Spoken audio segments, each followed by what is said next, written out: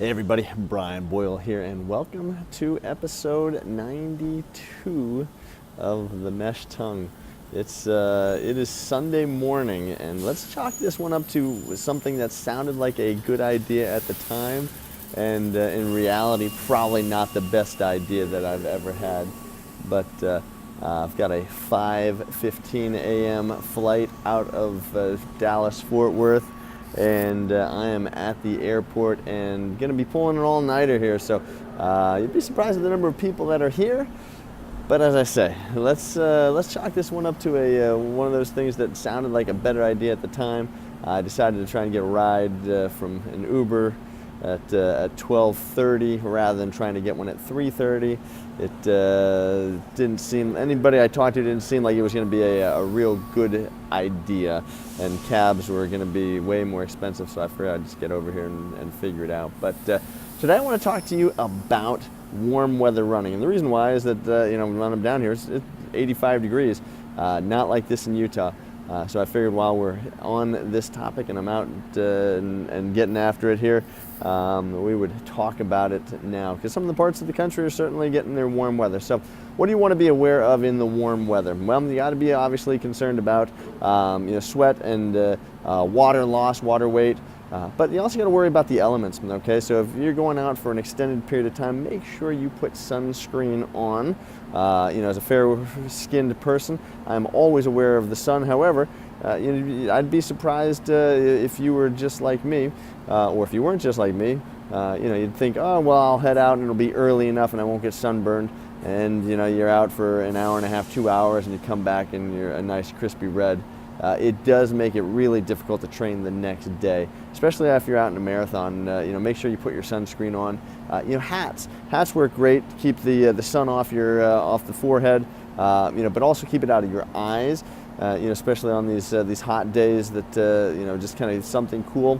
I have made the mistake of buying black hats just because I think they look better, and then regretted that decision immediately as I've been wearing that in the heat. So, a light-colored hat, make sure that you're wearing a light-colored shirt. I had a buddy of mine that when we were running in the desert down in southern Utah wore a black shirt, black shorts, black compression socks, and a black hat in 110-degree heat, and immediately regretted the decision, even though he claimed he was trying to lose weight. Don't be like that guy. And apparently they're doing some work around here, so not sure why they're doing the work right now, but that's the way it goes. So, obviously light-colored clothing is going to be essential for you. Make sure that, you are packing light-colored clothing, and when you're shopping, even though it looks better, you're like, I like the black, the darker colors. Go with the lighter colors, even if you don't normally wear those. You wouldn't normally see me wear a white hat, but when I'm running, absolutely, guess who's wearing a white hat? This guy. So, that's something else to think about. Obviously replenish any fluids that you may have lost, especially in the heat. So be aware of that. Now, again, we've talked about in cold weather that the same thing does happen, that you dehydrate just as fast. Obviously be aware of that. Somebody asked recently about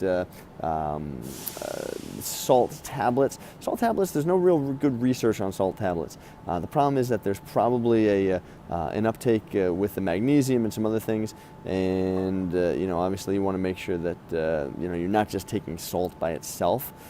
You do need water, you do need magnesium, you need calcium, you need vitamin D, you need sodium, but just taking pure sodium by itself, probably not an ideal, and like I said, there's not a whole lot of research that shows that just pure sodium is a great idea, for one. So I hope you find some value in this. Again, this is the travel edition, but we're talking about warm weather running. I'll be back in Utah, and we'll back at full swing and giving you some more value bombs. But hey, if you're ever thinking of, hey, should I get a really early flight and should I pull an all-nighter?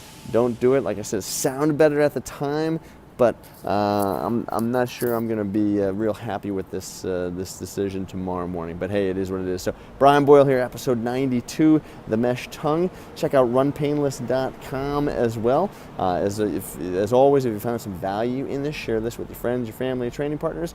But whatever you do, don't go hurting yourself to come back. I will see you again tomorrow, which will be Monday, and we'll get right back after it. So hey, have a great day. Take care.